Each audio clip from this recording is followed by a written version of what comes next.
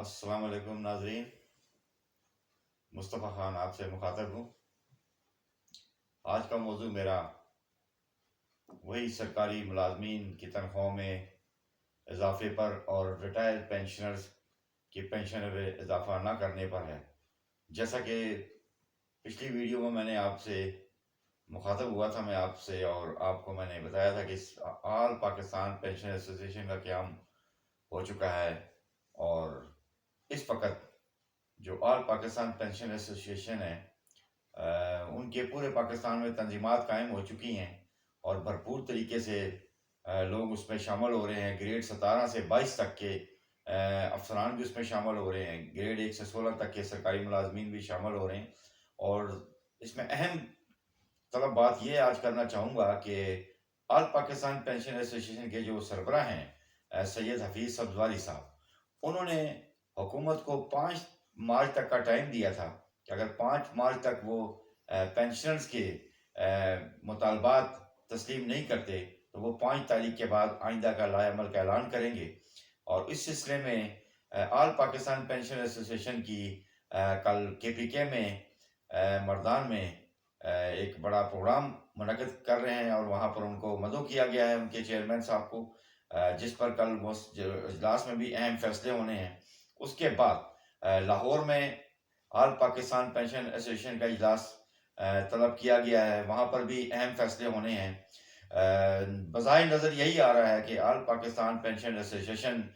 کی جو موومنٹ ہے وہ تیزی سے آگے کی طرف بڑھ رہی ہے، اور وہ 5 تاریخ کے بعد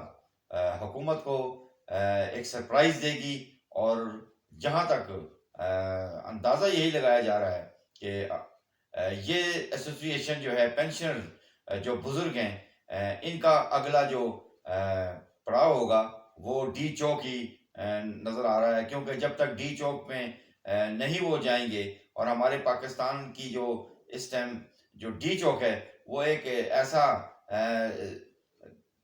پلیس بن چکی ہے کہ جن لوگوں کے مطالبات جو بھی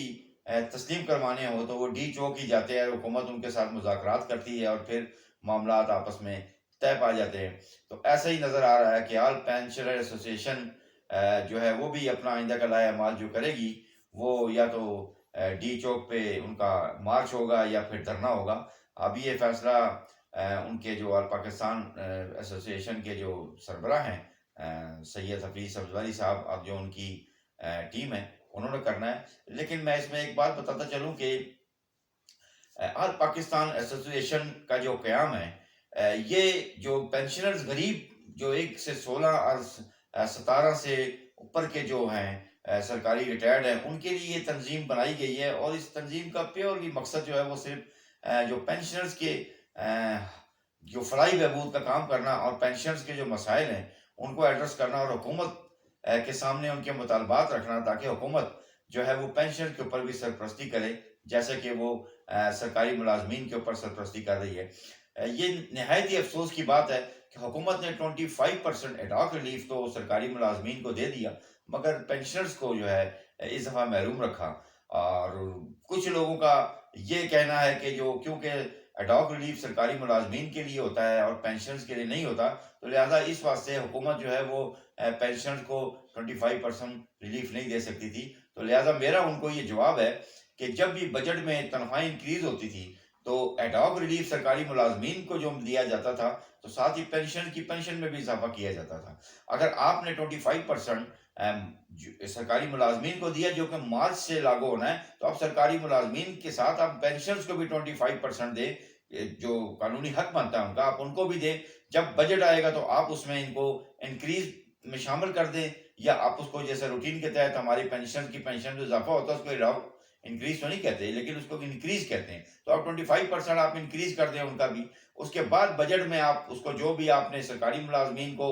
جو آپ نے ریلیف دینا ہے پینشن کو دینا ہے، اب سرکاری ملازمین جو ایڈاک ریلیف جو لیتا ہے وہ تو اس کی ایڈاک ریلیف جو ہوتی ہے بیسک میں ضم ہو جاتی ہے۔ جب وہ بیسک میں ضم ہو جاتی ہے تو ان کی تنخواہیں جو ہیں وہ 100% تک پہنچ جاتی ہیں، مگر پینشنر جو ہے وہ اس کی جو نہ تو اس کا ایڈاک ریلیف ملتا ہے، اس کا میکسیمم گورنمنٹ 10% دیتی ہے، 20% دیتی ہے، اس کی وہی اس کو اپنی پوری لائف میں وہ جو انکریز ہوتی ہے اسی پہ گزارا کر رہا ہوتا ہے۔ اور میڈیکل الاؤنس جو ہے ان کا اس ٹائم سب سے کم میڈیکل الاؤنس ہے، 2500 یا 3000 یا میکسیمم 3000 روپے ملتا ہے پینشنرز کو، ان کا میڈیکل الاؤنس بھی کم ہے۔ تو لہٰذا حکومت کو یہ اس قسم کا جو قانون سازی کرنی پڑے گی کہ پینشنرز کو بھی وہ سرکاری ملازمین کے ساتھ اس طریقے سے لے کے چلے کہ وہ بھی اپنے جو ہے وسائل جو ہیں وہ ان کو بھی مہیا ہوں اور وہ اپنی ضروریات پوری کر سکیں۔ تو لہٰذا اب دیکھنا یہ ہے کہ آل پاکستان پینشن ایسوسیشن، جس نے بہت ہی کم، میں اگر یہ کہوں کہ دنوں میں، تو وہ بات میری غلط نہ ہوگی کہ چند دنوں میں ہی آل پاکستان پینشن ایسوسیشن نے جو مقام حاصل کر لیا ہے اس کی بہت پذیرائی ہو چکی ہے، اور ہزاروں کی تعداد میں لوگ آل پینشن ایسوسیشن میں شامل ہو چکے ہیں۔ اس سے اندازہ یہ لگایا جا رہا ہے کہ حکومت کو وہ ٹف ٹائم دیں گے اور انشاءاللہ اپنے مطالبات منوا لیں گے۔ بہت شکریہ۔